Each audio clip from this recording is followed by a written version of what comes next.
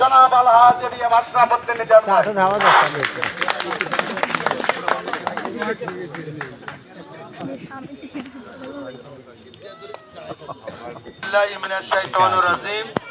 বিসমিল্লাহির রহমানির রহিম।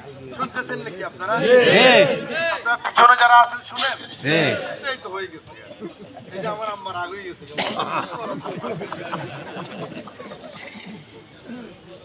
আজকের এই শোক সভায় এবং দোয়া মাহফিলে উপস্থিত আছেন রামগতি উপজেলা বিএনপির সংগ্রামী সভাপতি ডাক্তার জামাল উদ্দিন। উপস্থিত আছেন আপনাদের ইউনিয়নের সাবেক চেয়ারম্যান, বিএনপির সেক্রেটারি জনাব সিরাজউদ্দিন। মঞ্চে উপস্থিত আছেন এই ইউনিয়নের অত্যন্ত পরিশ্রমী নেতা সভাপতি জনাব তানভীর আহমেদ জুয়েল, এই ইউনিয়নের সেক্রেটারি। উপস্থিত আছেন লক্ষ্মীপুর ৪ রামগতি কমলনগরের এই নির্বাচন পরিচালনার জনাব তারেক রহমান। আমাদের যে মিডিয়া ম্যানেজার করেছেন উনি লন্ডনে থাকেন, ওনার নাম ব্যারিস্টার রেজাউল করিম, উনি বাংলাদেশি ব্রিটিশ। উপস্থিত আছেন এই আলগী ইউনিয়নের বিভিন্ন পর্যায়ের নেতৃবৃন্দ, এই এলাকার আমাদের আজাদ মেম্বার সহ রানিং মেম্বার যারা আছেন। সবচেয়ে বড় কথা আমাদের মুরব্বীরা এখানে আছেন, এই মুরব্বিয়ান প্রিয় ভাইয়েরা এবং আমার প্রিয় মা ও বোনেরা, আপনারা আমার পক্ষ থেকে, আমার প্রিয় নেতা জননেতা তারেক রহমানের পক্ষ থেকে শুভেচ্ছা, অভিনন্দন ও সালাম গ্রহণ করুন। আজকে আমি একটি কথা প্রথমে আপনাদেরকে বলতে চাই, এখন কিন্তু নির্বাচনী যে ট্রেন এটা শুরু হয়ে গেছে, মানে নির্বাচনী ট্রেন চলতেছে, রেল চলতেছে। এখন যদি আপনারা, আমরা বিএনপির নেতা, আমরা ছাত্র দলের নেতা, যুব দলের নেতা আমরা করব, তাহলে কিন্তু এই নির্বাচন আপনারা সফল করতে পারবেন। আমাদের বাড়িতে যখন একটা খানা তৈরি করে, এই ঘরে যদি একটা খাওয়া তৈরি করে, এই ঘরের আম্মা, এই ঘরের বোন, এই ঘরের বাবা, উনি কি খায় আগে? খায় নাকি? আমি ভুল বলতে বলেন, খান নিজে আপনারা? আপনার ঘরে মেহমান আসলে আগে কি নিজেরা খান না মানুষের খাওয়ান? মেহমানদের খাওয়ান। তো অতএব আজকে যদি এই নির্বাচনটা আপনার সাফল্য মণ্ডিত করতে হয়, আপনারা যদি জয়লাভ করতে, আপনারা যদি জয়লাভ করতে হয়, তাহলে সমাজের সর্বস্তরের মানুষ, আলেম দ্বীন, ছাত্র, শিক্ষক, কৃষক, শ্রমিক, ব্যবসায়ী, মুরব্বিয়ান, সুধী সমাজ, মা বোন, সকলকে আমরা এক জায়গায় নিয়ে আসতে হবে। এক জায়গায় আনার তো আমাদের সুবিধা আছে না? এক নম্বর কথা হলো, আমি আপনাদের সন্তান, আলগী ইউনিয়নের সন্তান, আমি হাদি মিয়ার ছেলে। নাম্বার 2 যেটা, সেটা হলো আমার সম্বন্ধে আপনারা জানেন, আমি কি মামলা চাই কিনা, আমি ঘুষ খাই কিনা, আমি দুর্নীতি করি কিনা। আপনাদের তো আর অ্যাডভার্টাইজমেন্ট করতে হবে না, কারণ আমি তো 12 বছর টানা এমপি ছিলাম। আমার পক্ষের লোক, আমার বিরুদ্ধের লোক, আমার কে ভোট দিছে, কে ভোট দেয় নাই, আমার জীবনে আমি কোনো জিজ্ঞাসা করি নাই। বরং যিনি ভোট দেয় নাই, যিনি আমার কাছে আসছে, একটা ফোন করছে, আমি আগে তাকে বসাইছি, আমি মনে করি উনি মেহমান। তো অতএব আপনাদের ভোট করার সময় আপনারা যদি নিজেদের মধ্যে নিজেদের নেতৃত্ব প্রতিষ্ঠা করতে চান, আমি হয়তো আর সামনে এটা বলবো না, এখানে সব নেতারা আছেন, তাহলে কিন্তু আপনারা যে সাফল্যতা চাচ্ছেন, হয়তো আমাকে জয়লাভ করাতে পারবেন আপনারা আল্লাহর সাহায্য থাকলে। কিন্তু এবারের ভোট সেই ভোট না। এবারে একটা হলো আমাদের জাতীয় সংসদের ভোট, যেটাকে বলে লোয়ার হাউস, নিম্ন কক্ষ, আর একটা হবে আপার হাউস। আপার হাউসে 100 জন এমপি থাকবেন। এই নিম্ন কক্ষের যে আপনারা ভোট দিবেন, এই ভোটে কোন দল কত বেশি ভোট পাইছে, ওই ভোটের অনুযায়ী, রেশিও অনুযায়ী আপার হাউসে যায় 100 এমপি হবে। তাহলে রামগতি কমলনগরে আমরা যদি 1.5 লক্ষ ভোট পাই, তাহলে আমরা 1 জন এমপি পাই যাবো, কিন্তু মানে বিএনপি 1 জন এমপি পাবে আপার হাউসে।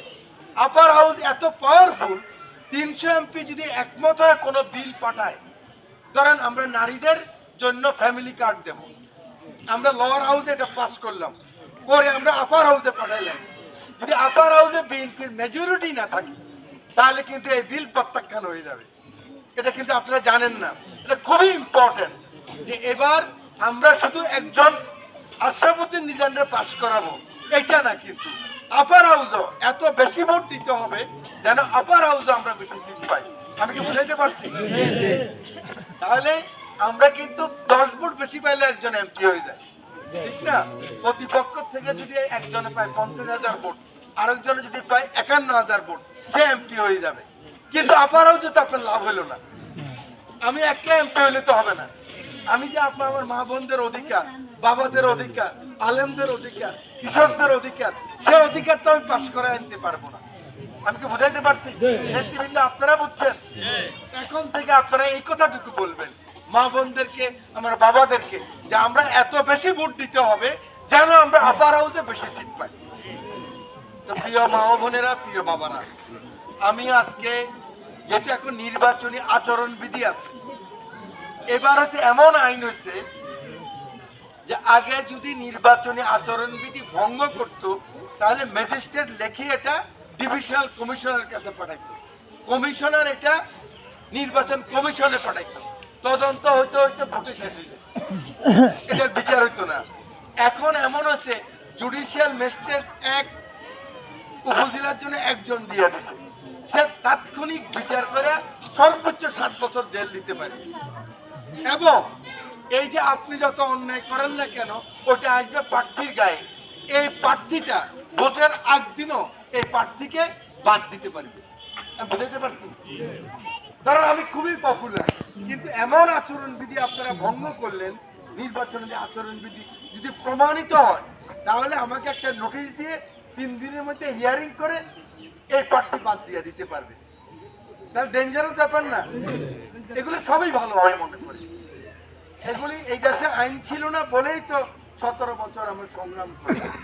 এই দেশে ভোটের অধিকার ছিল না বলেই তো 17 বছর আমরা আন্দোলন করেছি, সংগ্রাম করেছি, গুম হয়েছে, খুন হয়েছে, আমাদের কত হাজার হাজার ছেলে নিহত হয়েছে, আহত হয়েছে, আমার কত মায়ের বুক খালি হয়েছে, আমার কত বোন বিধবা হয়ে গেছে, কতজনের সুখের সংসার ভেঙে তছনছ হয়ে গেছে। অতএব আমি মনে করি আমরা প্রতিযোগিতা করব, কিন্তু আমরা প্রতিহিংসা করব না। আমরা যদি প্রতিযোগিতা করি, যেমন এক ক্লাসে যদি 10 জন ছাত্র থাকে, 20 জন ছাত্র থাকে, সবাই চেষ্টা করে না ফার্স্ট হওয়ার জন্য, সেকেন্ড হওয়ার জন্য, কিন্তু যখন 8 থেকে 9 পড়ে তখন কি তারা ঝগড়া করে? তখন ঝগড়া করে। অতএব আমরা প্রতিযোগিতা করব, কিন্তু আমরা প্রতিহিংসা করব। কারণ আমরা আর কত যুদ্ধ করব, কত খুনাখুনি করব, কত মারামারি করব। চিন্তা করে দেখেন, আপনাদের এখানে যারা বড় বড় বাড়ি ছিল, কত মিল ছিল না? এই যে বাড়ির জমিন ভাগ করছে, মুরব্বী একজন আসছে, বোনের জামাই আসছে, আইসা বলছে তুমি এখান দিয়ে খাইবা, তুমি এখান দিয়ে খাইবা। 100 বছর চলছে। কিন্তু আমরা এখন আরো বড় লোক হইলাম, আমাদের বিল্ডিং হলো, আমাদের ছেলে মেয়েরা এখন শিক্ষিত হইলো, কিন্তু একটা কড়াই গাছ নিয়ে আমরা খুনাখুনি করি। আমরা 5 ভাই এক থালা আমার মা ভাত খাওয়াইছি, এরা এক ডালা দিছে, এরা এক ডালা দিছে, আপনারাই তো খাওয়ান মা বোনেরা। সেই ছেলেরা বড় হয়ে বড় লোক হইলো, জজ ব্যারিস্টার হয়, ম্যাজিস্ট্রেট হয়, অফিসার হয়, ইন্ডাস্ট্রিয়ালিস্ট হয়, শিল্পপতি হয়, কিন্তু 1 কড়া জমিনের জন্য এক ভাই আরেক ভাইয়ের বিরুদ্ধে মামলা করে। তাহলে সমাজ তো আগের মতো নাই, সমাজকে আগের মতো আনতে হবে। এটার উৎকৃষ্ট উদাহরণ বেগম খালেদা জিয়া। আজকে যার জন্য আমরা শোক সভা করতেছি, বেগম খালেদা জিয়া তো মজলুম, অত্যাচারী মহিলা। কি অত্যাচার ওনার হয়েছে দেখেন। একজন মহিলা, মা বোনেরা আপনারা বুঝবেন বেশি, 16 বছর বয়সে বিয়ে হয়েছে। আমাদের আম্মাদের যেরকম বিয়ে হইতো 14 বছর, 15 বছর, 16 বছর বয়সে, এই মুরব্বীরা জানে এই বয়সে বিয়ে হইতো না। যে তো 16 বছর বয়সে বেগম খালেদা জিয়ার বিয়ে হলো, 2টা শিশু সন্তান। এই যে বাচ্চারা কোলে আছে এরকম। 32 বছরে বিধবা হয়ে গেছে, সারা আকাশ ভাঙি পড়ছে না? আচ্ছা আম্মারা, 32 বছরে একজন মা যদি, বোন যদি বিধবা হয় আর 2টা সন্তান থাকে, তার ওর সামনে সব অন্ধকার না? আপনারা তো বুঝেন আম্মারা, উনি হলো আপনাদের মতো একজন স্বাভাবিক গৃহবধূ ছিল, জীবনে বিদেশেও যায়নি, কোনো চাকরি করে না, মাত্র মেট্রিক পাস, 16 বছর বয়সে বিয়ে হয়েছে, তো মেট্রিক পর্যন্ত লেখাপড়া করছে, এর বেশি লেখাপড়া করতে পারেন। এই বাচ্চাদেরকে নিয়ে 1 বছর ঘরে ছিল। ঘরে থাকার পরে যখন দেখলো হোসেন মোহাম্মদ এরশাদ ক্ষমতা নিছে, জিয়া রহমানের যে 19 দফা কর্মসূচি, যেটা খাল কাটার বিপ্লব, ইরিগেশন, বিদেশে শ্রমিক পাঠানো, এই যে মানুষের জন্য মাত্র 3 বছর 8 মাস জিয়া রহমান বেঁচে ছিলেন। দেখেন 40 বছর পরও সেই জিয়া রহমানকে নিয়ে আমরা আছি, উনি কিন্তু মানুষের মধ্যে জীবিত আছেন। তাহলে একটা মানুষ শুধু রাজনীতিবিদ ছিলেন না, আমি ওনাকে বলি জিন্দা পীর। এমন মানুষ ছিলেন নিজের ভাইয়ের সাথে দেখা করেন না। এমন বাংলাদেশে আওয়ামী লীগ কত কথা বলছে, কিন্তু জিয়া রহমান সম্বন্ধে বলতে পারে না উনি দুর্নীতি করছে। নিজের ভাই, বন্ধু, স্ত্রী কাউকে উনি কোনোদিন কোন সহানুভূতি সাহায্য করেন না, ন্যায়ভাবে করেন না। আমি যখন প্রথম এমপি হলাম, আমি বিমান স্ট্যান্ডিং কমিটির মেম্বার। প্রত্যেকদিন মিটিং এ আসি, এক লোক দেখি কোনার মধ্যে বসে বসে থাকে। স্ট্যান্ডিং কমিটি মিটিং হয়, 100-150 লোক থাকে। লোকটাকে দেখতে জিয়া রহমানের মতো। 2-3 মিটিং এর পরে একদিন আমি হাঁটি হাঁটি গেলাম, বলে স্যার আসসালামু আলাইকুম। আমি গায়ে হাত দিয়ে বললাম, আপনার চেহারা তো জিয়া রহমান সাহেবের মতো লাগে। চুপ করে আছে, কথা বলে না। আরেকজন বলে, উনি তো জিয়া রহমানের ভাই, ওনার নাম কামাল রহমান।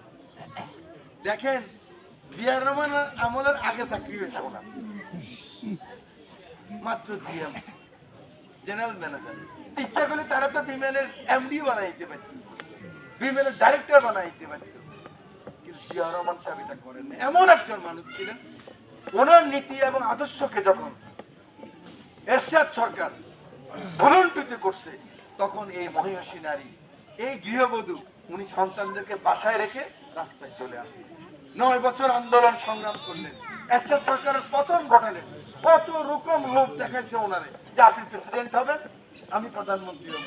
এরশাদ বলে না হয় আমি প্রেসিডেন্ট হব, আপনি প্রধানমন্ত্রী হবেন। উনি বললেন যে না, আমি তো প্রধানমন্ত্রী হতে আসি, আমি আসছি জিয়া রহমানের যে আদর্শ, যেটাকে আপনি ভুলন্টিত করছেন, মানুষের গণতান্ত্রিক অধিকার আপনি ছিনিয়ে নিছেন, এখানে আপনার সাথে আমার আর কোনো আপোষ হবে না। এই জন্য বাংলাদেশের মানুষ ওনার নাম দিলেন আপসহীন নেতা। এবং 1990 সালে এরশাদের পতনের পর সর্বপ্রথম উনি এমপির ভোটে দাঁড়ালেন একদম 5 সিটে। এই 5 সিটে উনি জয়লাভ করলেন, এটা নিশ্চয় মুরব্বীরা আপনারা জানেন। এই আবার প্রথম প্রধানমন্ত্রী হলেন এই পুরো দক্ষিণ এশিয়ার মধ্যে প্রথম মুসলিম নারী প্রধানমন্ত্রী বেগম খালেদা জিয়া, যিনি সারা জীবন মানুষের জন্য এবং নারীদের জন্য সংগ্রাম করেছেন। প্রধানমন্ত্রী হয়ে ওই নারীদের জন্য উপবৃত্তি চালু করলেন, মেয়েদের জন্য উনি বয়স্ক ভাতা চালু করলেন, বিধবা ভাতা চালু করলেন, স্বামী পরিত্যক্তা ভাতা চালু করলেন। এই ছিলেন বেগম খালেদা জিয়া। জীবনে কোনোদিন আপোষ করে নাই। 5 বছর টানা জেলে ছিলেন। আমরা বেগম খালেদা জিয়ারে হাঁটি হাঁটি জেলে পাঠাইলাম, কিন্তু উনি হুইল চেয়ারে করে জেল থেকে বের হয়েছেন। এবং যেদিন বের হলেন আপনারা দেখেছেন, ওনার দুটা হাত অবশ, ওনার কিডনি নষ্ট হয়ে গেল, ওনার ফুসফুস নষ্ট হয়ে গেল, লিভার নষ্ট হয়ে গেল, কিন্তু উনি কারোর সাথে আপোষ করেন না। বহুবার সরকার বলছেন আপনি বিদেশে চলে যান, আপনি আর ফেরত আসবেন না, এটা বলেন। উনি বলছেন না, বিদেশে তো আমার কোনো ঠিকানা নাই, বিদেশে আমার কোনো সম্পদ নাই, এই বাংলাদেশে আমি জন্মগ্রহণ করেছি, এই বাংলাদেশে আমি মরব। রব্বুল আলামিন সেটাই কবুল করছেন। ওনাকে বিদেশ নিতে চাইলো, দেখেন ওই যে আল্লাহ কবুল করছেন, ওনাকে বিদেশে নিতে পারে না। গত 30শে ডিসেম্বর রাজধানীর এভার কেয়ার হাসপাতালে আমাদের সেই মহিষী মা, আমাদের নেত্রী, আপসহীন নেত্রী, দেশ নেত্রী বেগম খালেদা জিয়া শোবে সাদেকের সময় ইন্তেকাল করেন। 31শে ডিসেম্বর সারা বাংলাদেশ, সারা ঢাকা শহর হলো জানাজার শহর। কোটি কোটি মানুষ একত্রিত হলো, কোন দল ছিল না। আমি আজকে যে কথা আপনাদেরকে বলছি, আপনারা দলের রাজনীতি করবেন না, এমন একটা সমাজ সৃষ্টি করতে হবে বেগম খালেদা জিয়ার মতো। উনি রাষ্ট্রীয় ভাবে করছে, আমরা বাড়ির মধ্যে করবো, আমরা পাড়ার মধ্যে করবো, মহল্লার মধ্যে করবো। আমি মরে গেলে আমার বাড়ির মানুষ যেন ভালো মানুষ বলে, আমার মহল্লার মানুষ যেন ভালো মানুষ বলে, আমার গ্রামের মানুষ যেন ভালো মানুষ বলে। আপনি দেখেন আওয়ামী লীগ, বিএনপি, জাসদ, জামাত ইসলাম, ইসলামী আন্দোলন, এমন কোন দল, এমন কোন শ্রেণীর মানুষ নাই, হিন্দু, মুসলমান, বস্তির মানুষ, শ্রমিক, সব সেদিন ঢাকা শহরে একত্রিত হলো, যেন একটা জানাজার শহর হয়ে গেল ঢাকা। আল্লাহ ওনাকে খেসতে নসিব করুন, আল্লাহ ওনাকে জান্নাতের সর্বোচ্চ মাকাম দান করুন। প্রিয় মা বোনেরা, আজকে ওনার ছেলে, একমাত্র ছেলে এখন আরাফাত রহমান কত আগেই ইন্তেকাল করলেন, তাও সরকারের অত্যাচারে। উনি আসছেন 31 দফা সংস্কার প্রস্তাবে। উনি বলেন আর স্বপ্ন না, আমি কোন স্বপ্ন দেখতে চাই না, স্বপ্ন দেখে দেখে মানুষকে ঠকানো হয়েছে। আমি আসছি পরিকল্পনা নিয়ে, আমি আসছি বাংলাদেশের কৃষকের পরিকল্পনা নিয়ে, শ্রমিকের পরিকল্পনা নিয়ে, আলেমে দ্বীনের পরিকল্পনা নিয়ে, মানে কি করতে পারবো আলেমে দ্বীনের জন্য। দেখেন উনি এসেই বললেন যদি আমরা সরকার গঠন করতে পারি, কত বছর ধরে আমার ইমাম এবং মুয়াজ্জিন অবহেলিত, আমি আল্লাহ যদি আমাদের কামিয়াব করে সর্বপ্রথম ইমাম এবং মুয়াজ্জিনদেরকে সম্মানী দিয়ে ওনাদেরকে প্রত্যেক মসজিদের ওনাদেরকে একদম স্থায়ী করে নেওয়া হবে। প্রথমে দেখেন ইসলামের একটা কাজ করলেন, যেমন ওনার পিতা প্রথম করলেন বিসমিল্লাহির রহমানির রহিম সংবিধানে সন্নিবিষ্ট করলেন। উনি বললেন 31 দফা সংস্কার প্রস্তাব, যে প্রস্তাবের মাধ্যমে আমার মা এবং বোনেরা নির্যাতিত। বাংলাদেশের মোট জনসংখ্যার 50% হলো মা, সেই নারী। এই নারীরা, মুরব্বীরা মনে কষ্ট নিন না, সত্য কথা এটা, এই নারীরা কিন্তু পিতার বাড়িতে বৈষম্যের শিকার। দেখেন আপনার একটা ছেলে একটা মেয়ে, ঈদের সময় আপনার ছেলে বলে আমার ক্যাশ দিতে হবে, মেয়ে বললো আমার একটা কামিজ দেয়। আপনার ছেলে বারবার বলে না বাবা দিতে হবে, না ময়দানে যাবো না, ঈদের ময়দানে। ঠিকই আপনার ছেলের দেন, মেয়েরে বলেন আম্মা ওরা আগামীকাল দিবে। আলহামদুলিল্লাহ, বৈষম্য কিন্তু, বৈষম্য কিন্তু। দেখেন হাতিমিয়ার বড় ছেলে আমি, 1.5 বছরের ছোট আমার বোন, ওই যে উপজেলা চেয়ারম্যান, আমার বোন শুধু মেট্রিক পাস, অথচ সে হোল স্কুল পাস। আমি দেশে পড়লাম, বিদেশে পড়লাম, তাহলে আমার বোন বৈষম্যের শিকার হয়নি? আমার বোনদের মেট্রিকে বিয়ে দিয়ে দিল। এটা ইচ্ছাকৃত না, কোনো বাপ কোনো মা তার সন্তানের খারাপ জানে না, সিস্টেম হয়ে গেছে এটা। একটা মেয়েরে বিয়ে দিতে পারলে মনে হয় বাপ মা আমরা বাঁচি যাই। এই বৈষম্যের শিকার। স্বামীর বাড়িতে একই অবস্থা, দেখেন জীবনে কোনো ধরনের আগে খেতে পারে না, সবারে খাওয়াই দাওয়াই, গলার আন্টি একটা থাকলে ধন থাকলে উঠে দিবার খেলো।